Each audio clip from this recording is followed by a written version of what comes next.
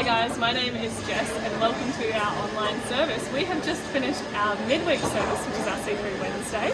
It's an awesome bustling little service that we have in the middle of the week, and as you can see behind me, our church is so busy in the middle of the week. A lot of people think that we only exist on a Sunday, but that's just not true.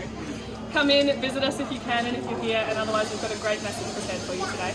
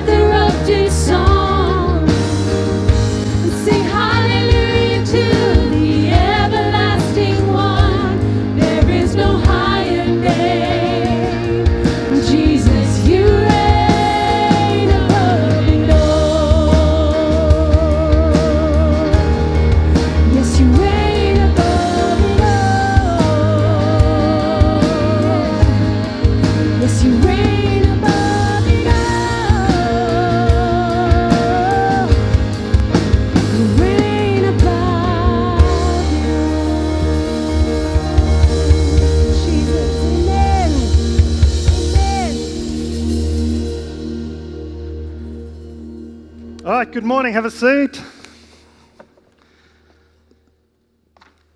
Thank you, team. I'm going to start the message this morning with something a little different because I'm going to be that annoying preacher this morning who asks you to actually do something, okay? So I'm not just going to let you sit there and listen and play on your phones, okay? In a minute, I'm going to ask you a question. And what I'd like you to do is write the answer to that question on the little coloured piece of paper that you were given on the way in the door. That's what that was for. So yes, I hope you grabbed one. If you didn't, stick up your hand now. We've actually got someone who's going to walk around and hand out a couple of pieces of paper. There we go. Couple up the front here. If you're in the middle, thank you. Don't be shy. You're going to need one of these. Now, as we get started, I'm going to ask you to do something before I tell you the question, and that is take out a piece of paper and draw a horizontal line through the middle of it, okay? Okay, this is the easy bit, people, all right? This is what it should look like, okay? Wow, all right? It's not origami. It doesn't get any more complicated than one line through the single piece of paper.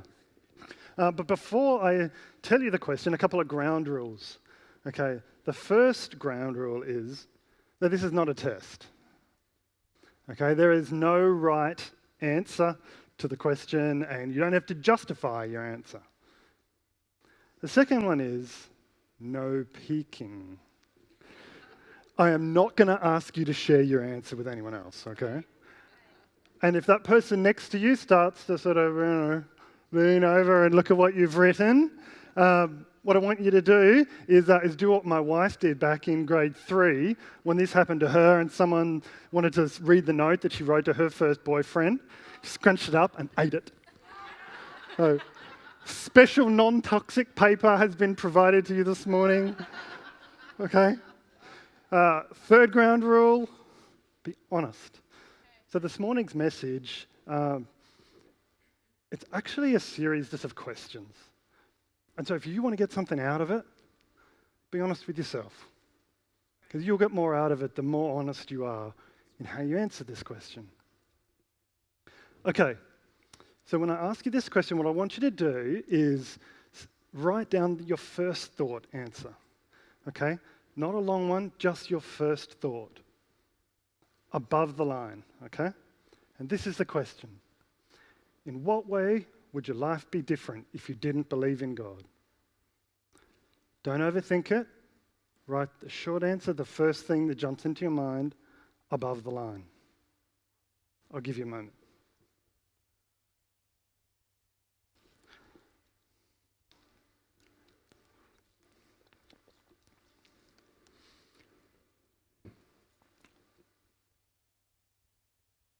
Okay, now below the line, I want you to write an answer to the same question, but this time I want you to be even more honest with yourself. Or go a level deeper. Again, just take a second.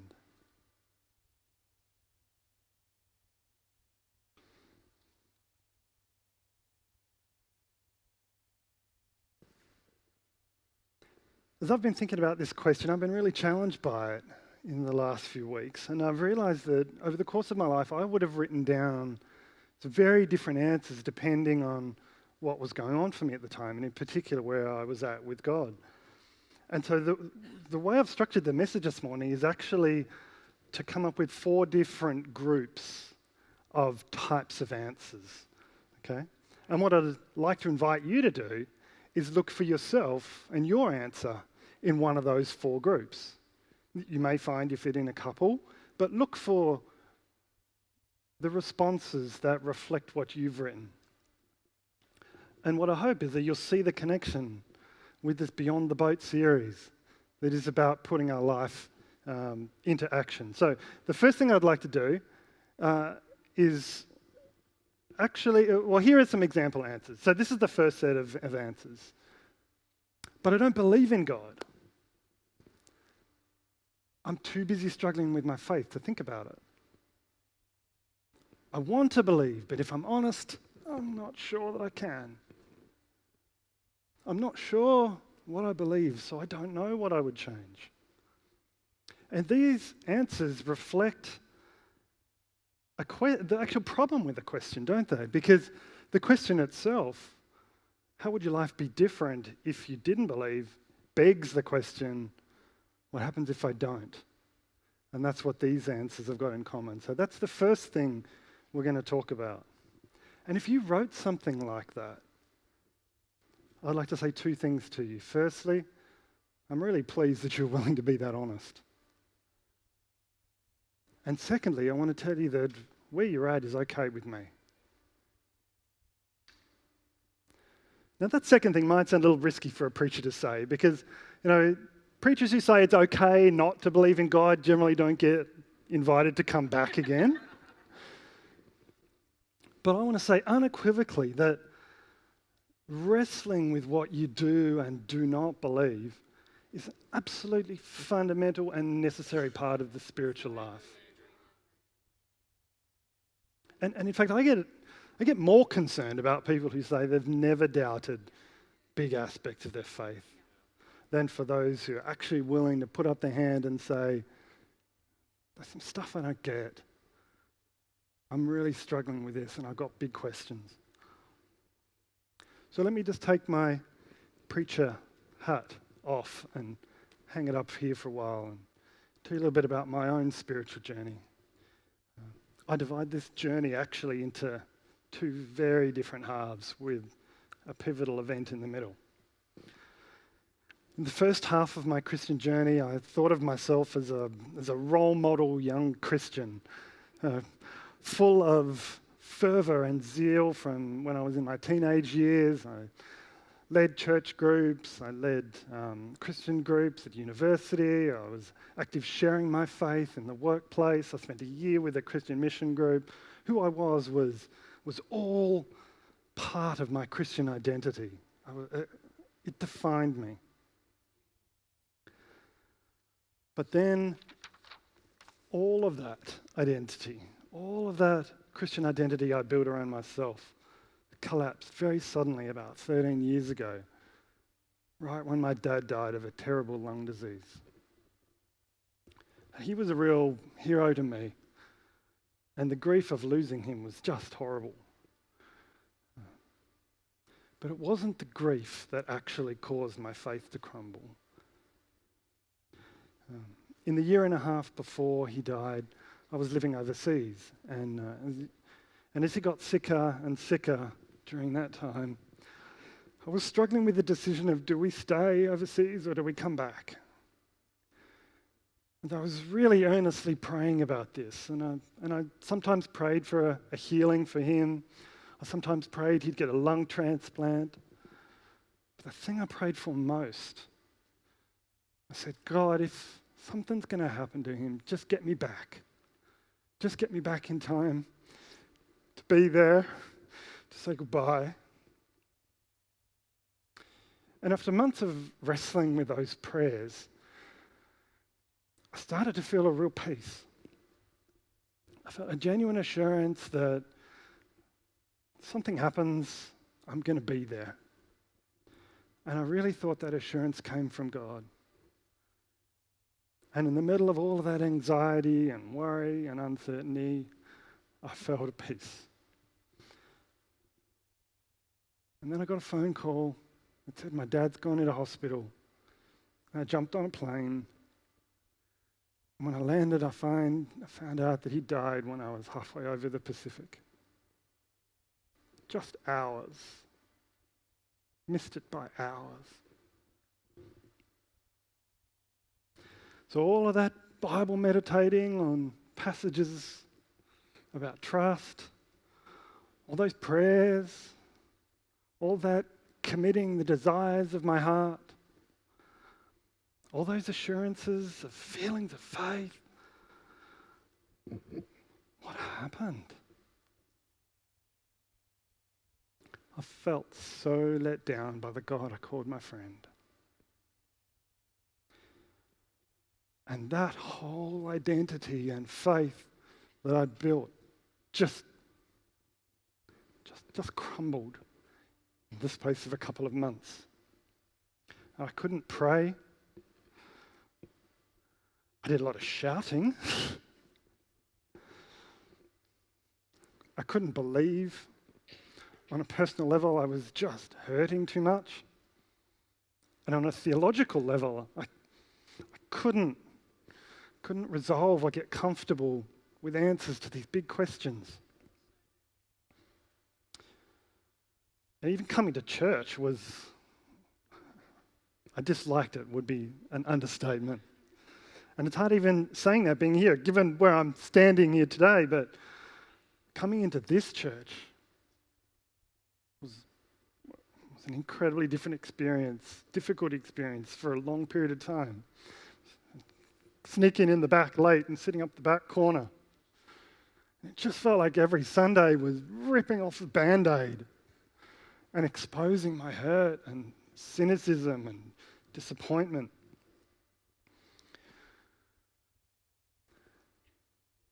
In the last decade, ever since then, I've just been gradually trying to find my way back to God. I'm ever so grateful for my family and friends who stuck with me during that time. And so if you this morning, your little coloured piece of paper says something about you're struggling with your faith or you don't believe, then I admire your bravery for setting foot in this place and walking through that door, because I know how it can feel in here. I'd also like you to know it's okay to have doubts and disappointments and questions. One of my mentors said to me during that time, he said, the Christian life is a life when you carry two bags. And in this bag, it's all the things you know for sure. And in this bag, it's all your questions and the stuff you don't know. And when you start the Christian life, this bag of things you know for sure, it's full and it's organized. But then as you go throughout your life, some of the stuff falls out, becomes lighter. And the bag of questions becomes heavier. And that's okay. God is okay with that. I've come to realize too that having a mature faith, that's part of it. That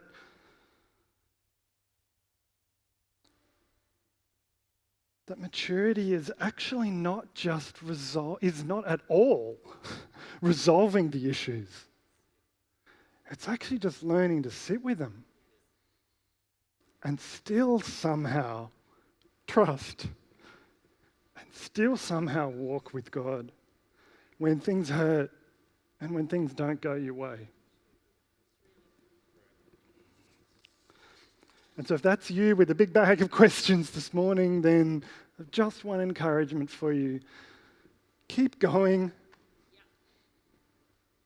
Don't give up yet. I cannot tell you the answer to your questions, just like not a single person could tell me the answer to mine. But I can tell you that God is there with you still.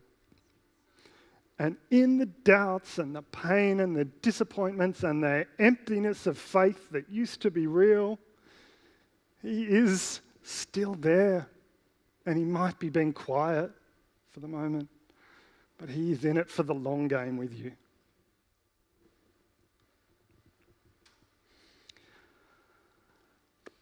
Okay, let's change gears. That was heavy. I'd like to move on to the second set of answers to that question of how might your life be different if you didn't believe. I'd stop faking being nice to people that I didn't like. I'd sleep in on Sundays. Wouldn't that be nice? I'd stop feeling guilty about those things, the addictions and the secrets. Or maybe I don't know what would actually be different. So what is it? This is, actually my life wouldn't be very different. And again, if this is you, thank you for your honesty. My encouragement to you is to ponder a follow-up question, which is if you can't identify a specific thing in your life that would be different, then do you actually believe? See, it's easy to believe the high-level stuff, right? To say the right things to the right people at the right time. But when no one's looking, what do you actually really believe? If anyone sets himself up as religious by talking a good game, that's self-deceived. That kind of religion is hot air, and hot air only. Cutting words, hey? That's the lack of connection between what we believe and what we do that Alicia was talking about before. And if this is you, think back to the start of your faith journey. What was it back then? What was the spark? What was the conviction from God in that moment that was powerful enough to grab you? And what would you have to do to go back there, to that conviction moment? Can I just take a little sidebar for the moment and talk to the young adults? You young men and women and emerging men and women are in a really exciting period of your life because it's in those young adult years that you get to build the foundations for who you're going to be in the long term. And you get to decide when and how you start to interact with God. And in that, you can form a habit of turning to Him when you're in the middle of those really big moments and those big challenges. or of listening to the wisdom that's preached out there that says you need to turn inward to yourself and rely on yourself in those big moments. And that habit of who you turn to in those pivotal moments, that's a habit that will probably persist in your life. Because how you start your Christian life will often be how you continue and how you end up. And you can choose to define yourself as a Christian and still yet just bolt a little bit of God onto the side of where you're going in your life and your desires. How you start will often be how you continue and how you end. Okay, back to everyone now. I'd like us to tune in to a video of some other wisdom from a couple of decades ago. And for those of you who watched too many 80s or 90s rerun movies during COVID lockdown, you may even recognize this one. Do you know what the secret of life is? No, what? This. Your finger? One thing. Just one thing. That's great, but what's the one thing? That's what you gotta figure out.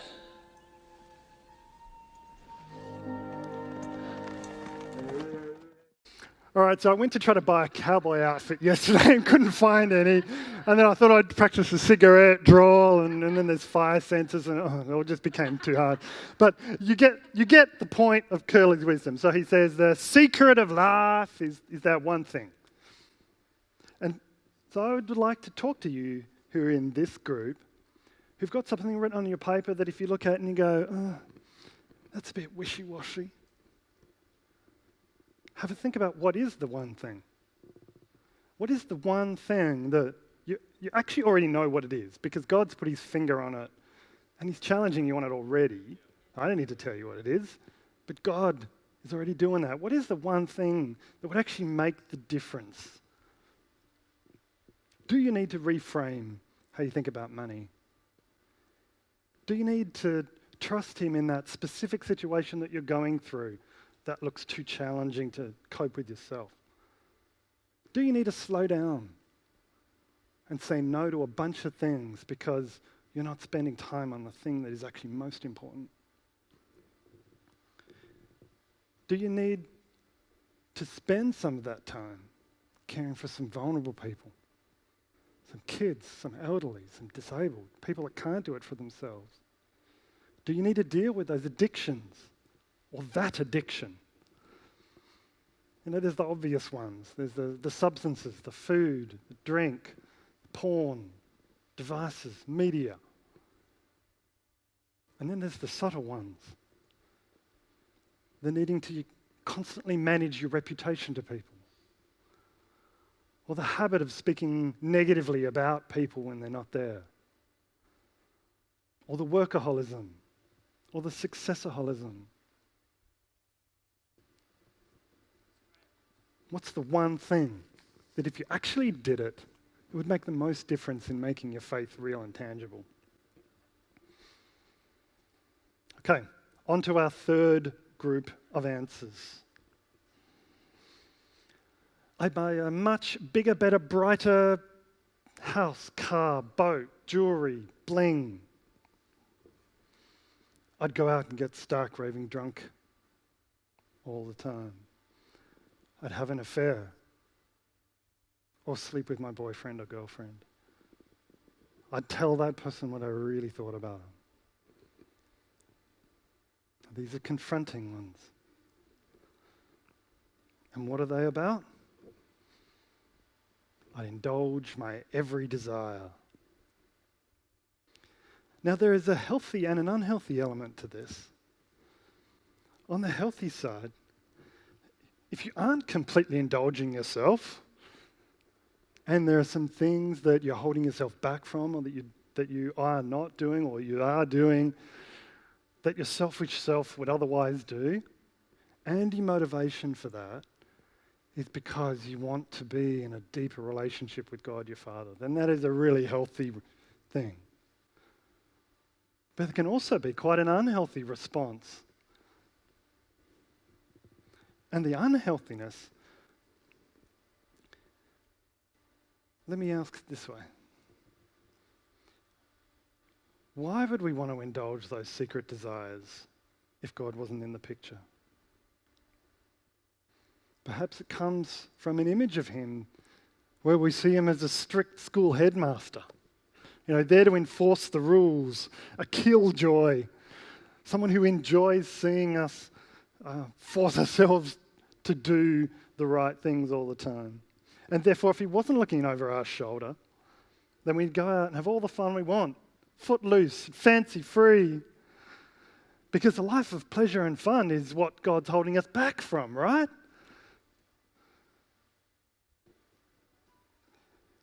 Could it be that if you're honest, you actually think you're missing out on something by following him? So that thinking comes from a view of God that is wrong. And if we go that way in our thinking, then our motivation for doing the things that he asks becomes all about our pride. Because it's my good actions and my good choices and my goodness which is earning me God's favour. But let me say something else also unequivocally this morning, that God is not impressed with your good choices. He's not impressed with your good attitude. He's just not. You can't impress him and win his approval and win his love with anything you do. Be it doing the right things or not doing the wrong things. He doesn't want you to do them because they make you feel good. He wants you to want him. And then it all flows from that. My grandmother, we used to call her Mama. She was a tremendous woman of faith. And she died many years ago now, but I have very distinct memories of being in a church service with her inside this giant, cold cathedral. And I'm standing next to her, and she's wearing her purple flowered dress with a grey hat, and I can hear her voice belting out the hymns. And one of the hymns that whenever I hear it in church circles, it makes me always think of her is one that was written 100 years ago. And I'd like to show you the chorus. Turn your eyes upon Jesus. Look full in his wonderful face, and the things of earth grow strangely dim in the light of his glory and grace. The things of earth grow dim when we see him. And that's actually what he wants from us. He doesn't want us to make life all about ourselves and fussing over doing the right thing or not doing the wrong thing. He wants those things to just grow dim and us to look up at him. To know that his plans and his desires for us, they are good. And there's no missing out on anything good with him. So that brings me to the last group of answers. I'd probably self-destruct. I'd be lonely. I'd wonder what the point of life was. I'd be purposeless. I'd fear death. So what are these answers about? I'd be lost without him. And if you wrote something like that this morning, then that's a reflection of your tender heart towards God. And I bet you'd had a really deep experience of his power and his grace in your life, and that you are just grateful down to your bones. And that place of gratitude is a wonderful place to be, because there is no striving and trying to do the right things or not do the wrong things. There's just knowing that you're loved and we are saved from our sin. For the Son of Man, he came to seek us out and to save us because we're lost. And that's whether we are struggling to believe and we're in a season where our faith is weak or almost non-existent because we're in the middle of pain or we're facing some questions that we can't answer. It's also if we're just calling ourselves Christian by name, and if we're honest, hot air. Or if we're proud of our discipline to the commandments, but inside we secretly harbour some desires to break away. We are all in deep need of Him. And when we come to the point of acknowledging that, that's when He shows up. That's what He came to seek out for in those moments. That's when He changes us, and that's when He saves us. And that's the sort of faith that's worth living. That's beyond the boat. That's different every day. Because we really deeply get His glory and His grace. And we're going to sing that song in a moment. And I'd encourage you to take the moment with God. In my experience, you don't resolve stuff in one moment. Life's a journey of moments. But you can respond to what's going on in this moment for you. So as we sing and as we look to His glory and grace, respond to Him in the way that you need to this morning.